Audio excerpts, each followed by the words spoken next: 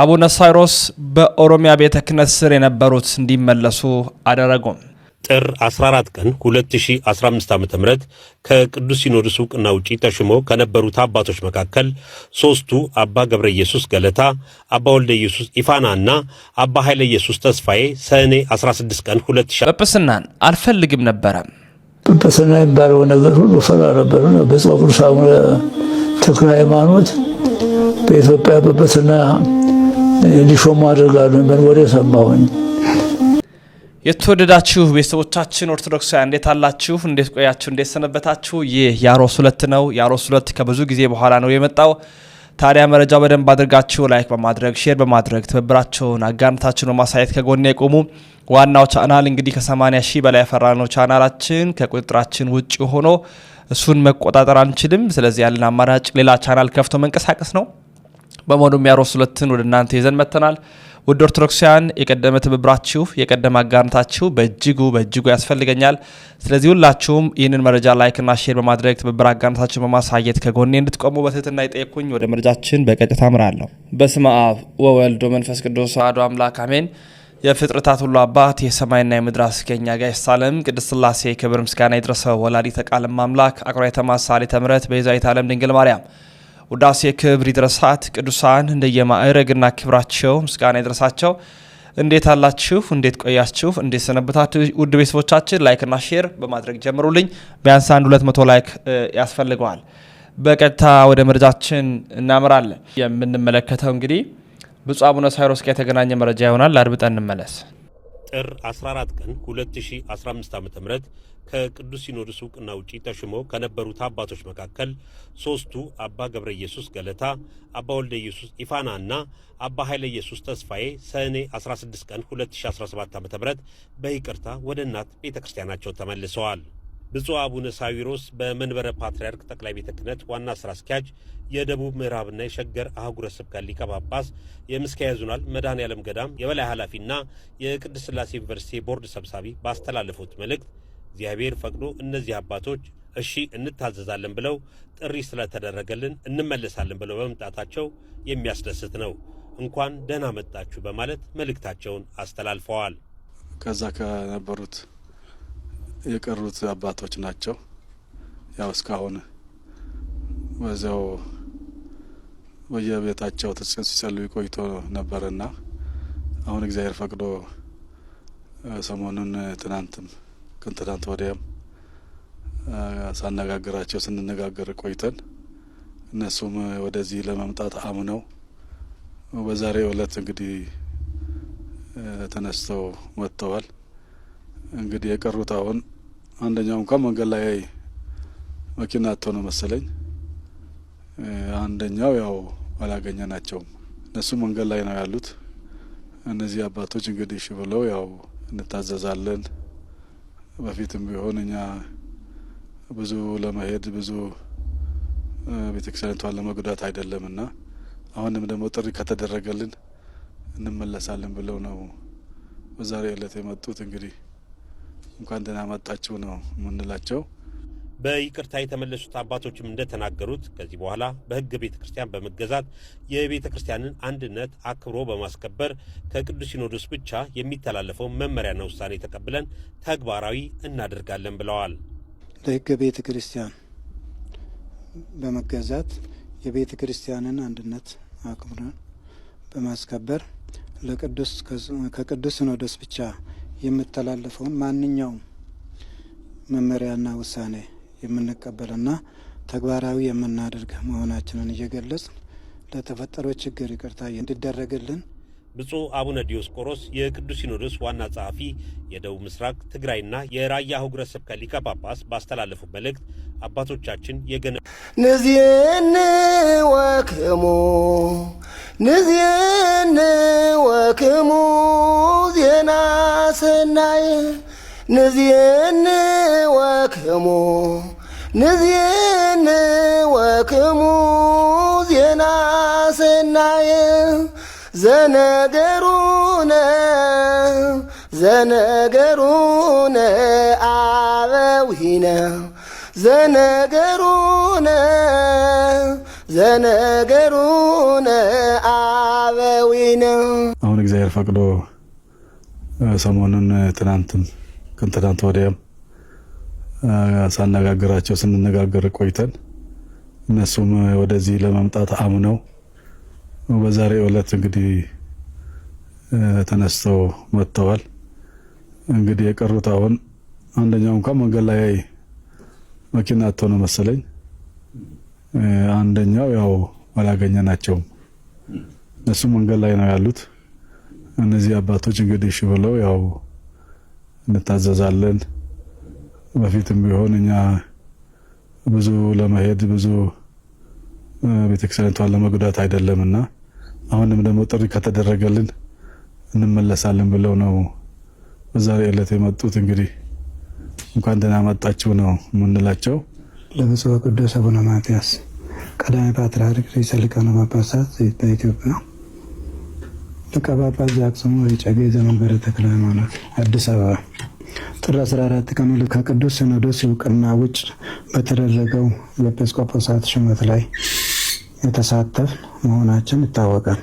በዚሁ ምክንያት የተፈጠረውን ችግር ለመፍታት በመንግስትና በሀገር ሽማግሌዎች በኩል ውይይት ተደርጎ ከየካቲት 8 ቀን 2015 ጀምሮ እርቅና ስምምነት የተደረሰ ሲሆን እኛም የእርቅ ስምምነቱን ያለምንም ተቃውሞ የተቀበልን ስለሆነ ከዚህ በኋላ ለሕገ ቤተ ክርስቲያን በመገዛት የቤተ ክርስቲያንን አንድነት አክብረን በማስከበር ከቅዱስ ሲኖዶስ ብቻ የሚተላለፈውን ማንኛውም መመሪያና ውሳኔ የምንቀበልና ተግባራዊ የምናደርግ መሆናችንን እየገለጽ ለተፈጠረው ችግር ይቅርታ እንዲደረግልንና ከእኛን ቀድመው ይቅርታ ጠይቀው ስራ እንደተመደቡት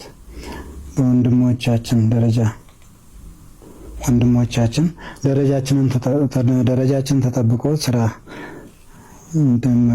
እንድንመደብ ይደረግልን ዘንድ በታላቅ ትሕትና እናመለክታለን። የቅዱስነቱ ቡራኬ ይድረሰን። አሜን። አባ ኃይለ ኢየሱስ ተስፋዬ። ስሜ አባ ወልደ ኢየሱስ አባ ገብረ ኢየሱስ። እንኳን ደህና መጣችሁ አባት። ደህና መጣችሁልን። እንኳን ደህና መጣችሁልን። አንድነት ምንጊዜም ታላቅ ኃይል ነው። ናሁ ሰናይ ወናሁ አዳም ሶበ ይሄሉ አሃው ሁራ። ነው ወንድሞች በህብረት በአንድነት ቢሆኑ ቢያገለግሉ መልካም ነው ያማረ ነው ይላል ነብዩ እግዚአብሔር ቅዱስ ዳዊት። ስለሆነም ሁላችንም የተወለድንባት የሁላችን እናት የሆነችው ቅዱስ ቤተክርስቲያን አባቶቻችን አንድነቷን፣ ቀኖናዋን፣ ዶግማዋን ሳይሸራረፍ ጠብቀው ዋጋ እየከፈሉ ጠብቀው አቆይተዋል። ሳይጠብቁት እዚህ አልደረሰም። ጠብቀው ህይወታቸውን ጭምር እየሰጡ ለአንድነቷ እችን ቤተክርስቲያን ከኛ ዘመን አድርሰው እኛም ተቀበለናል። ከና አንድነቷ ምንም ነገር አላጎደሉባትም አባቶቻችን። ጎዶሎ የሆነ ነገር አልተቀበልንም። እንግዲህ መጠበቅ፣ ማገልገል፣ መገልገል ደግሞ ከኛ ይጠበቃል እና ስለዚህ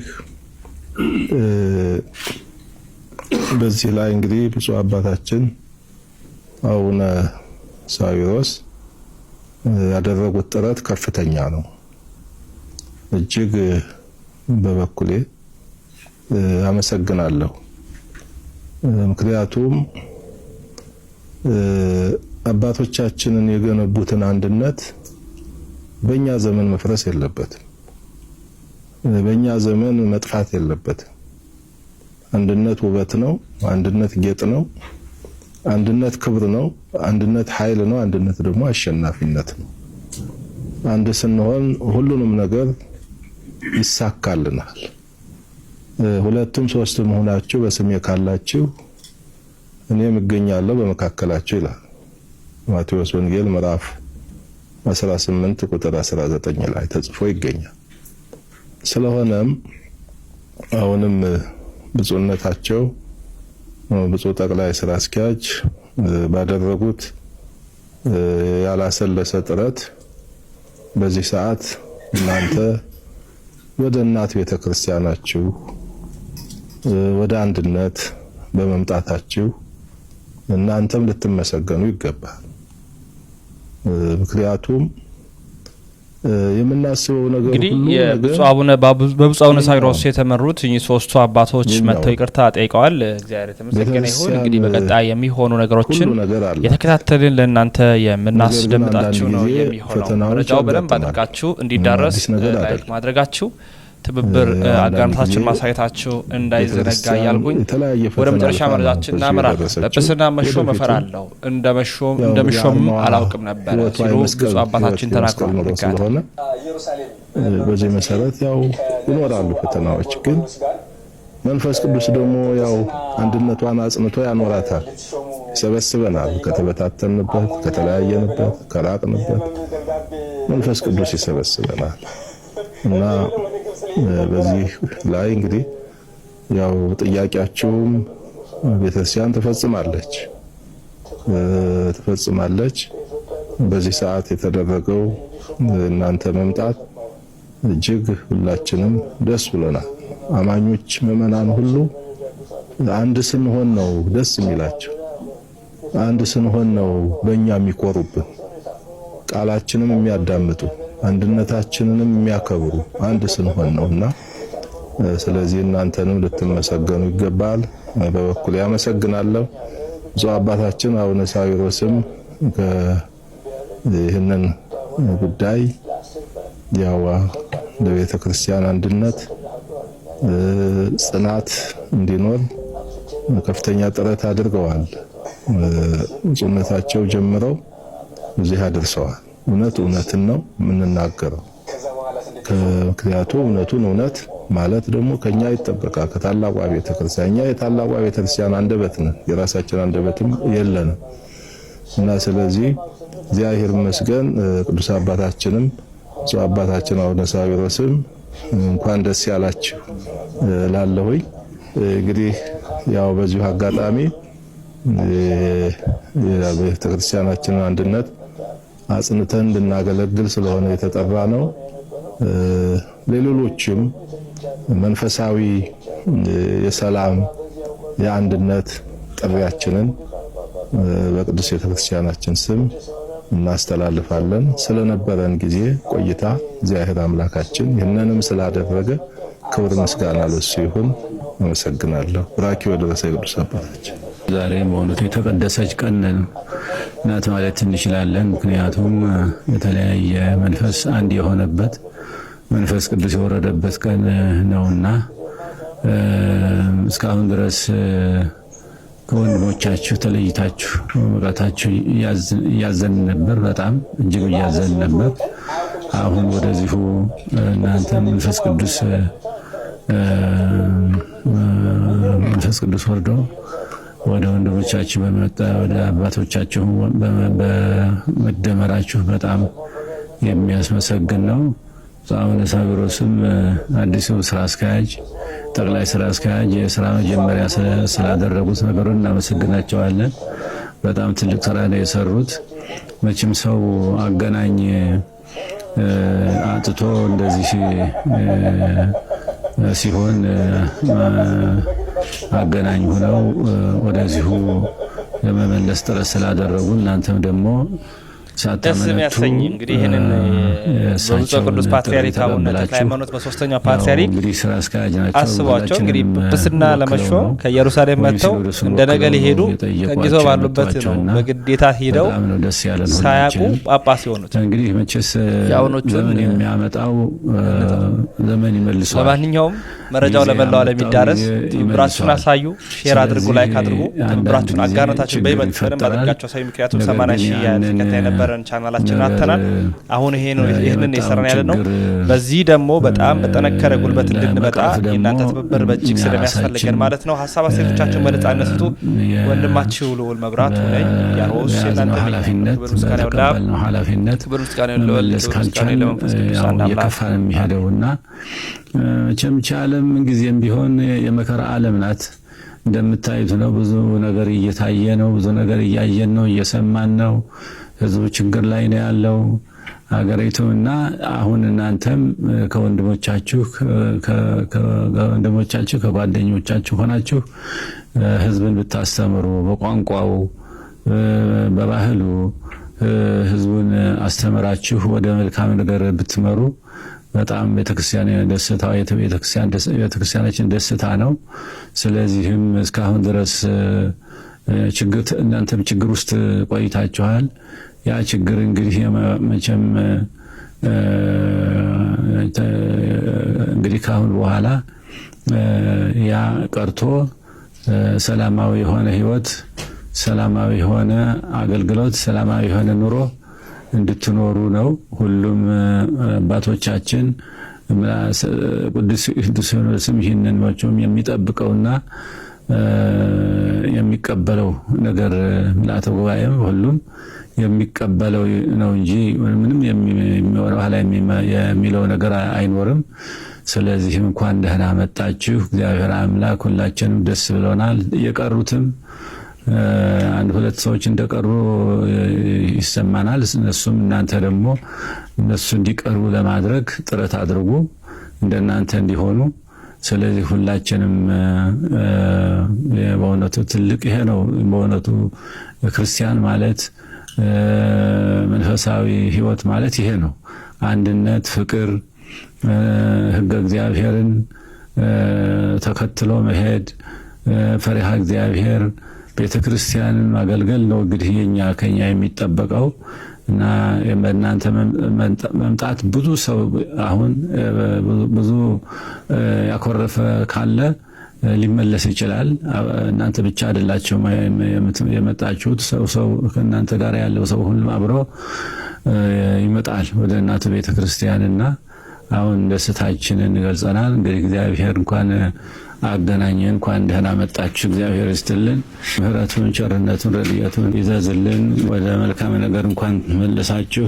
ሀገራችንን ሰላም ያድርግልን። እናንተም ወደ መንፈሳዊ ህይወት፣ ሰላማዊ ህይወት ይስጣችሁ። እግዚአብሔር አምላክ በረድኤቱ እስካሁን ጠብቆ ያቆየ አምላክ አሁንም የበለጠ ኑሮና የበለጠ ሰላማዊ ህይወት እንዲሰጣችሁ እንመኛለን። እግዚአብሔር ይስጥልን። እንኳን ደህና መጣችሁ። አቡነ ዘበሰማያት እንበል። ንዚን ወክሙ ዜና ሰናይ ንዚን ወክሙ ዜና ሰናይ ዘነገሩነ አበዊነ ዘነገሩነ አበዊነ። እንግዲህ በብፁዕ አቡነ ሳዊሮስ የተመሩት እኚህ ሶስቱ አባቶች መጥተው ይቅርታ ጠይቀዋል። እግዚአብሔር የተመሰገነ ይሁን። እንግዲህ በቀጣይ የሚሆኑ ነገሮችን የተከታተልን ለእናንተ የምናስደምጣችሁ ነው የሚሆነው። መረጃው በደንብ አድርጋችሁ እንዲዳረስ ላይክ ማድረጋችሁ፣ ትብብር አጋርነታችሁን ማሳየታችሁ እንዳይዘነጋ እያልኩኝ ወደ መጨረሻ መረጃችን እናመራለን። ጵጵስና መሾም እፈራለሁ፣ እንደመሾምም አላውቅም ነበረ ሲሉ ብፁዕ አባታችን ተናግረዋል። እንከታተል። እዛ ኢየሩሳሌም በነበሩበት ጊዜ ከነ ብፁዕ አቡነ ጎርጎሪዎስ ጋር ጵጵስና ልትሾሙ ተጠይቀው አሞኛል ብለው የህመም ደብዳቤ ሊያጽፉ እምቢ ብለው ወደ ግብጽ ሊሄዱ ነበር አሉ። እንግዲህ ጵጵስና የሚባለው ነገር ሁሉ ፈራ ነበር ነው። ብፁዕ ቅዱስ አቡነ ተክለ ሃይማኖት በኢትዮጵያ ጵጵስና ሊሾሙ አድርጋሉ። ምን ወሬ ሰማሁኝ። ዶክተር የሰውዬ ህመም ነው ስራ አይችልም ደብዳቤ ጻፍልኝ አልኩት። ታሟል ብለህ አልኩት። የታመምከውስ ገና አሁን ነው አለኝ።